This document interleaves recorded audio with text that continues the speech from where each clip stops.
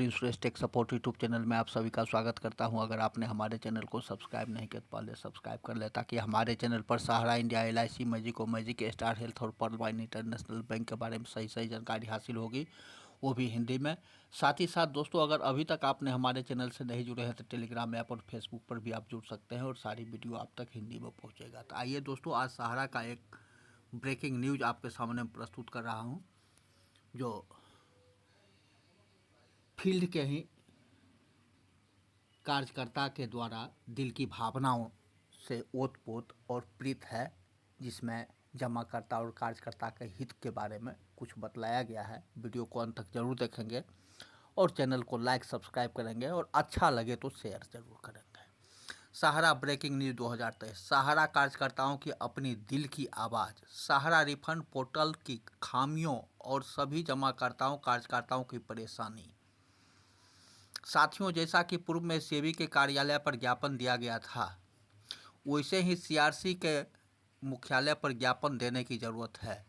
जब 29 मार्च 2023 को माननीय सर्वोच्च न्यायालय के माध्यम से CRC को पावर मिली और मई 2023 में 5,000 करोड़ रुपये CRC को सहारा से भी एस्क्रो अकाउंट में पैसे प्राप्त हुए और सोसाइटी और CRC ने मिलकर योजना बनाकर 18 जुलाई 2023 को पोर्टल लॉन्च कर सदस्यों से आवेदन मांगा। तो डिफिशियंसी का मैसेज क्यों दे रहे हैं? इसमें सोसाइटी के सदस्यों की क्या गलती है? CRC को भुगतान प्रक्रिया शुरू करने से पहले सारे सोसाइटी के चेयरमैन से शपथ पत्र मई 2023 में ही ले लिया था। अब भुगतान में आवेदन में कमी का हवाला देकर हीला हवाली की जा रही है। हम सब कार्यकर्ताओं और सोसाइटियों के सदस्यों को परेशान किया जा रहा है। हम सब की क्या गलती है? हम लोगों ने दिन रात जाकर किसी तरीके से जनसेवा केंद्र के चक्कर लगाकर, कंगाली के दौर में जनसेवा केंद्र में पैसे देकर किसी तरीके से डिमांड करवाए। अब निवेशक हम लोगों का जीना हराम कर रहे हैं। हम सबको मिलकर CRC की लाल फीताशाही के खिलाफ आवाज़ उठाना ही होगा। जब सेबी ने आवेदन मांगे थे तब कहा था उसे निवेशक ही नहीं मिले हैं। अब CRC को निवेशक आवेदन भेज रहे हैं तो कमियां निकाल रहे हैं। दोस्तों, जब जमाकर्ता का Aadhaar number, PAN number, bank account, Sahara द्वारा निर्गत की गई सर्टिफिकेट, पासबुक, सभी का कॉपी उपलब्ध कराया जा रहा है। अब जहां तक ये समझ लें कि सहारियन मल्टीपर्पज़ कोऑपरेटिव सोसाइटी लिमिटेड में जो क्यूसॉप से चेंज होकर सहारियन यूनिवर्सल, पहले हाउसिंग बोर्ड, निर्माण बॉन्ड, एवॉर्ड बॉन्ड में था रियल एस्टेट में, उससे कंपनी के द्वारा क्यूसॉप में ट्रांसफ़र किया गया और क्यूसॉप में ट्रांसफ़र करने के बाद वो क्यूसॉप से सहारियन यूनिवर्सल मल्टीपर्पज़ सोसाइटी लिमिटेड। अब सपोज एट मान लीजिए, मैं आपके सामने में एक तर्क रखना चाह रहा हूँ। आपने सहारा हाउसिंग बॉन्ड में 10,000 रुपया इन्वेस्ट किया,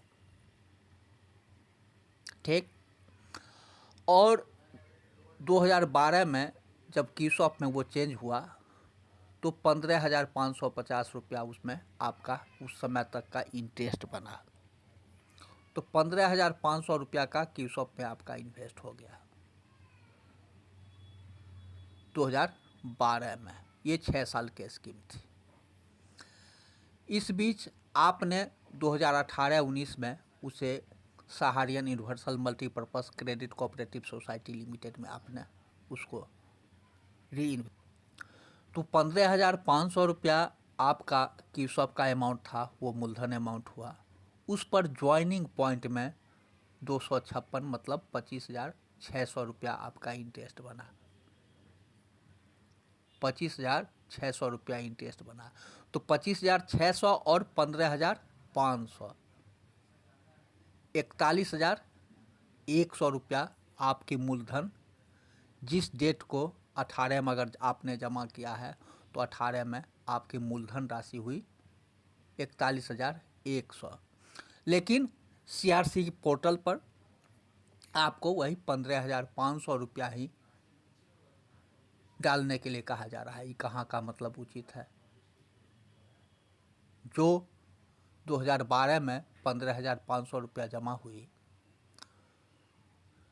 किसप में, 2018 में उसे Sahara universal multipurpose credit cooperative society limited में इन्वेस्ट किया गया।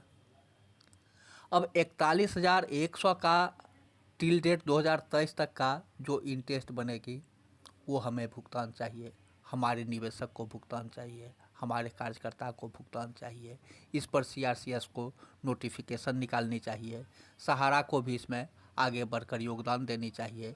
सरकार, जुडिशियरी, सभी प्रशासन, सभी को इसमें योगदान देनी चाहिए। दोस्तों, जहाँ तक 12 से 13 लाख कार्यकर्ता इसमें इन्वॉल्व हैं, जिसका रोजी रोटी ख़त्म हो गई है, साथ ही साथ 13 करोड़ इन्वेस्टर।